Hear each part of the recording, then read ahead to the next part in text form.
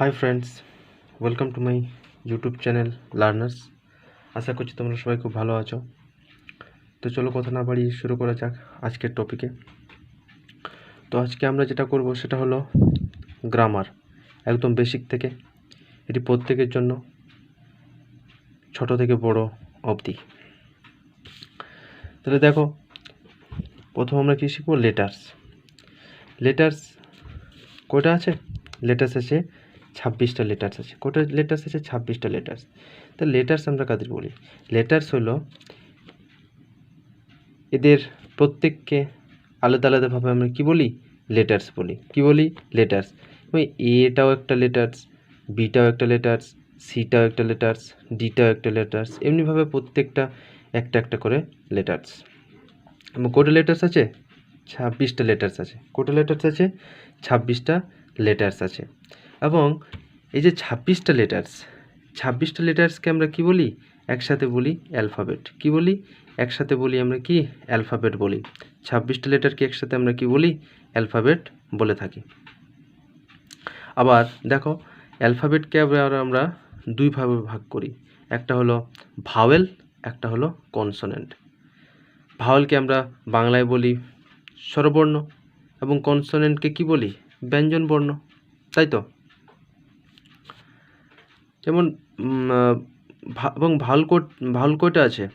Vowel আছে 5টা, এবং কনসোনেন্ট কয়টা আছে? 21টা আছে। যেমন এ,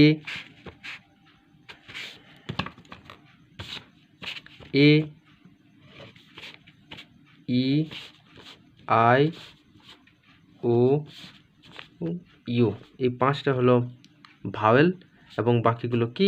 কনসোনেন্ট। এবং দেখো, উপরাশি কি? ওয়ার্ড। তাহলে দেখো, ভাওয়েল এবং কনসোনেন্ট মিলেই একটা ওয়ার্ড তৈরি হয়। ভাওয়েল এবং কনসোনেন্ট নিয়ে একটা ওয়ার্ড তৈরি হয়। এমন কোনো কিন্তু ওয়ার্ড নেই যেখানে ভাওয়েল থাকবে না। প্রত্যেকটা ওয়ার্ডে কিন্তু আমরা ভাওয়েলকে দেখতে পাবো। কারণ ভাওয়েল ছাড়া কোনো ওয়ার্ড হয় না। দেখো, ওয়ার্ড কি বা ওয়ার্ড কাকে বলে? কী বলছে এখানে? কতকগুলি লেটার্স পাশাপাশি বসে যদি সম্পূর্ণ মানে বোঝায়, তখন তাকে আমরা বলছি ওয়ার্ড। যেমন example, cat, mat, elephant, A, I, notebook, etcetera. যেমন ক্লিন, হেল্প, ফিশ, গট। এটা প্রত্যেকে এক একটা ওয়ার্ড। দেখো, এগুলো কিন্তু আমরা তাহলে ওয়ার্ড কাকে বলবো? যখন কতকগুলি লেটার পাশাপাশি বসবে এবং একটা অথেন্টিক মিনিং ক্রিয়েট করবে। যখন আমাদের একটা কি দেবে? একটা মিনিং দেবে, একটা মানে দেবে, তখন তাকে আমরা কি বলবো? ওয়ার্ড বলবো।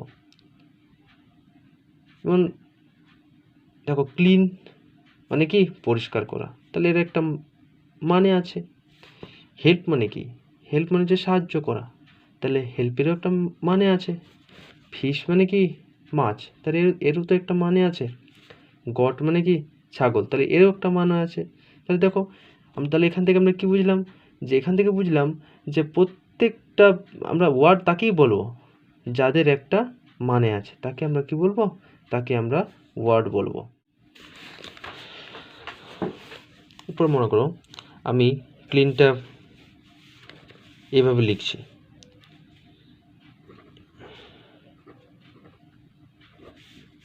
তাহলে এটার কি কোনো মানে আছে? কোনো মানে নেই।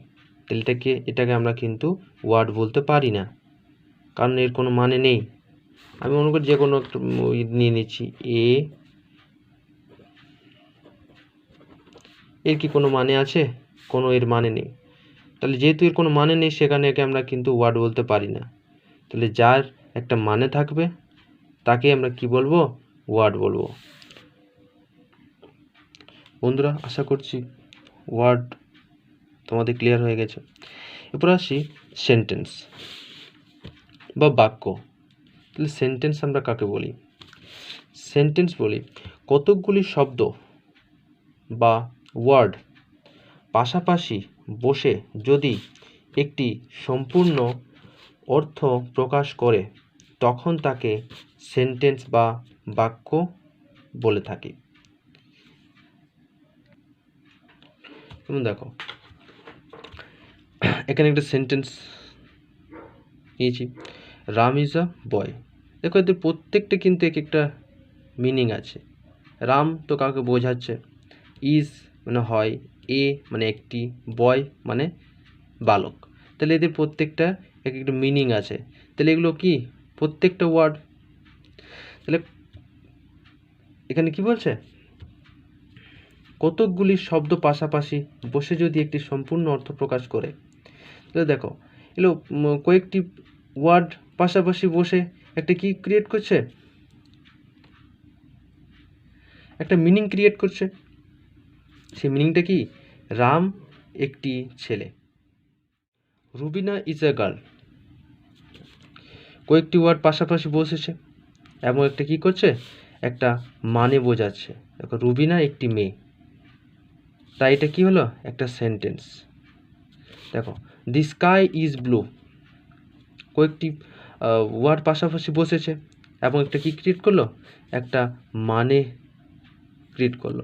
তাহলে এটা কি, এটা হলো একটা সেন্টেন্স। কিন্তু এখানে নিচে দেখো রুবিনা ইজ এ, রুবিনা একটি, তাহলে এটা সম্পূর্ণ অর্থ প্রকাশ করেছে কি, মানে সম্পূর্ণ মানে বুঝিয়েছে যে রুবিনা একটি, রুবিনা কি, একটি কি। তাহলে এখানে কিন্তু কোনো মানে বোঝায়নি, তাই এটাকে আমরা কিন্তু সেন্টেন্স বলতে পারি না। দেখো এখানে কি বলছে, দি স্কাই ইজ, আকাশটা হয়, আকাশটা কি হয়, এখানে কিন্তু আমরা সম্পূর্ণ অর্থ পাচ্ছি না, তাই এটাকে আমরা কোনোভাবেই কিন্তু আমরা সেন্টেন্স বলতে পারি না।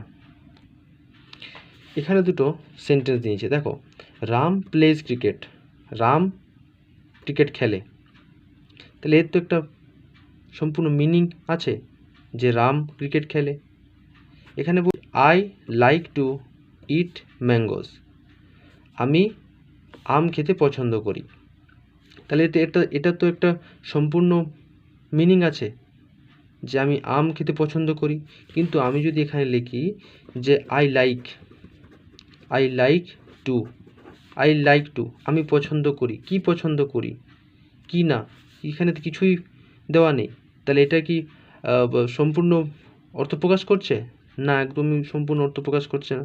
তাহলে এটাকে আমরা কোনোভাবেই কিন্তু একটা সেন্টেন্স বলতে পারি না। এখানে আমি যদি লিখি এখানে রাম প্লেস, রাম খেলে, রাম কি খেলে, এখানে কিন্তু সম্পূর্ণ কিছু দেওয়া নেই। তাহলে এটাকে আমরা কোনোভাবেই কিন্তু সেন্টেন্স বলতে পারি না।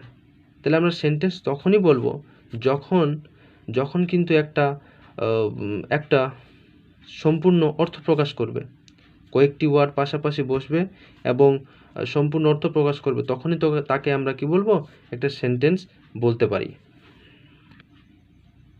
এরপর দেখো একটা সেন্টেন্স লিখতে গেলে আমাদের তিনটি জিনিস মাথায় অবশ্যই রাখতে হবে। যে বাংলাতে কোনো যদি সেন্টেন্স আমরা লিখি তাহলে আমাদের কি প্রথমে লিখতে হবে, কর্তা, তারপর কর্ম বা অবজেক্ট এবং ক্রিয়া বা ভার্ব। এবং ইংরেজিতে যদি আমরা সেন্টেন্স লিখতে হয় তাহলে আমাদের প্রথমে সাবজেক্ট বসাতে হবে, তারপর ভার্ব বসাতে হবে, তারপর অবজেক্ট বসাতে হবে। যেমন দেখো আমরা সাবজেক্ট কাকে বলি, সাবজেক্ট আমরা বলি দেখো সাবজেক্ট আমরা কাকে বলবো, সাবজেক্ট আমরা তাকেই বলবো যে কাজটা করছে বা যার ব্যাপারে আমরা বলছি বা যাকে নিয়ে আমরা কথা বলছি তাকেই আমরা কি বলবো, সাবজেক্ট বলবো। তাহলে আমরা সাবজেক্ট কাকে বলবো, যে কাজটা করছে বা যার বিষয়ে আমরা কথা বলছি বা যাকে নিয়ে কথা চলছে তাকে আমরা কি বলবো, তাকে আমরা কিন্তু সাবজেক্ট বলবো। এরপর ভার্ব আমরা কাকে বলছি, ভার্ব যে কোনো কাজকেই বোঝায়।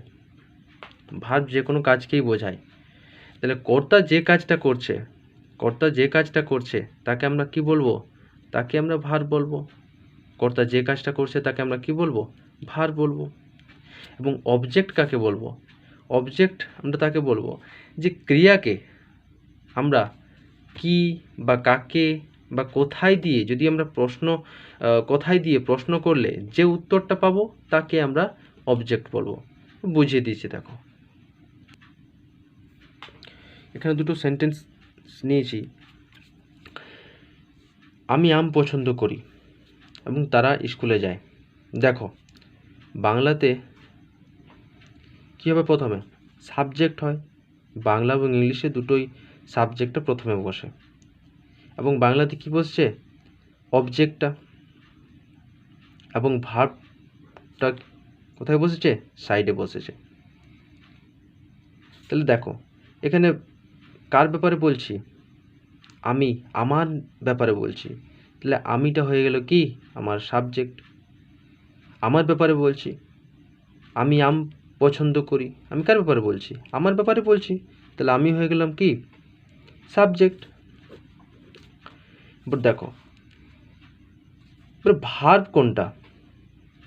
ভার্ব দেখো পছন্দ করি, তাহলে যে কোনো কাজ করাটাই হলো ভার্ব। তাহলে পছন্দ করা, পছন্দ করাটা কি হয়ে গেল? আমার ভার্ব। এবার আমি এখানে প্রশ্ন করছি, কি পছন্দ করি? কি পছন্দ করি? আমি কি পছন্দ করি?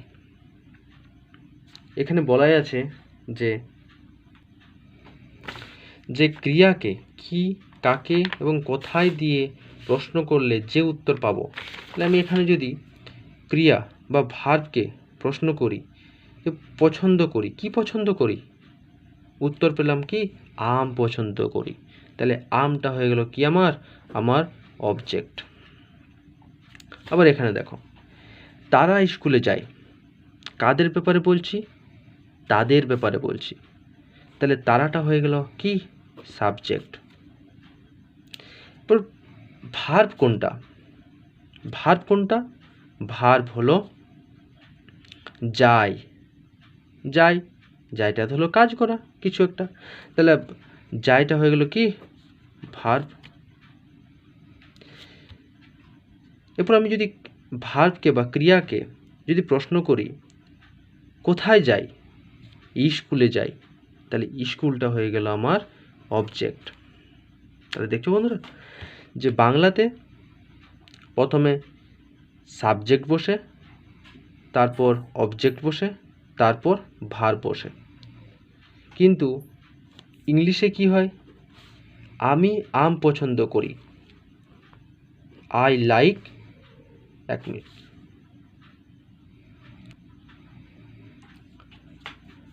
আমি আম পছন্দ করি, আই লাইক ম্যাঙ্গোস। দেখো ইংলিশে কি হয়েছে? ইংলিশে প্রথমে সাবজেক্ট বসেছে, তারপর ভার্ব বসেছে, তারপর অবজেক্ট বসেছে। এটাতেও সেম। তারা স্কুলে যায়, দে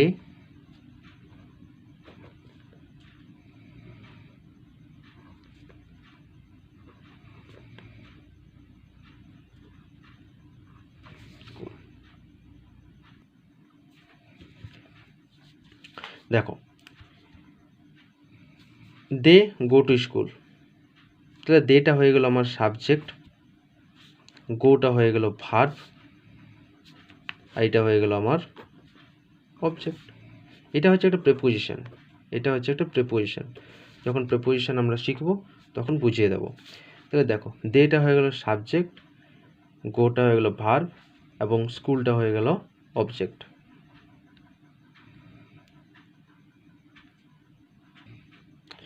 আবার এখানে কয়েকটি সেন্টেন্স আছে, যেমন দেখো I eat rice.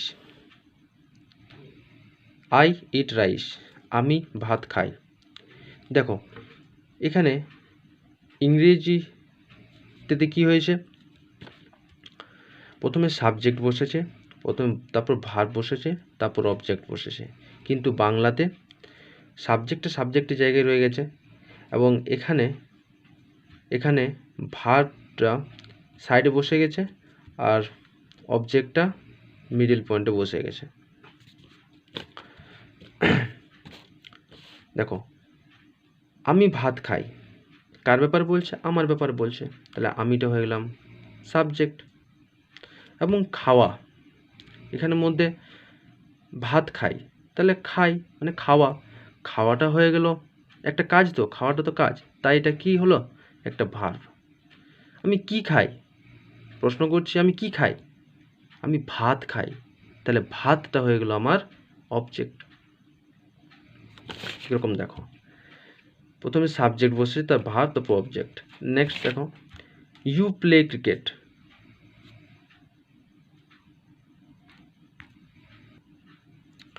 You play cricket, তাহলে ইউটা হয়ে গেল আমার সাবজেক্ট, প্লেটা হয়ে গেল ভার্ব, প্লে মানে খেলা, এবং তাহলে খেলাটা হয়ে গেল আমার ভার্ব, এবং ক্রিকেটটা হয়ে গেল আমার অবজেক্ট। কিন্তু বাংলাতে দেখো, প্রথমে সাবজেক্ট বসছে, তারপর অবজেক্ট বসছে, তারপর ভার্ব বসেছে। তুমি ক্রিকেট খেলো, কার ব্যাপারে বলছি? তোমার ব্যাপারে বলছি, তাহলে তুমিটা হয়ে গেল আমার সাবজেক্ট। এর মধ্যে ভার্ব কোনটা? খেলো মানে খেলা, খেলাটা হয়ে গেল আমার, খেলা মানে কাজ করা, কিছু একটা কাজ করা বোঝাচ্ছে খেলাটা, তাহলে খেলাটা হয়ে গেল আমার ভার্ব। এরপর আমি প্রশ্ন করছি আমি কি খেলি? উত্তর পেলাম ক্রিকেট খেলি, তাহলে ক্রিকেটটা হয়ে গেল কি? অবজেক্ট। এবার দেখো next, he knows English language. He knows English language, সে ইংরেজি জানে। আমি কার ব্যাপারে বলছি? হি এর ব্যাপারে বলছি, সে এর ব্যাপারে বলছি, তাহলে হিটা হয়ে গেল আমার সাবজেক্ট। এখানে ভার্ব কোনটা? নোজ মানে কি? জানা, নোজ মানে জানা, তাহলে জানাটা হয়ে গেল একটা কাজ করা বোঝাচ্ছে, তাহলে জানাটা হয়ে গেল আমার ভার্ব। আমি প্রশ্ন করছি আমি কি জানি? ইংলিশ ল্যাঙ্গুয়েজ জানি।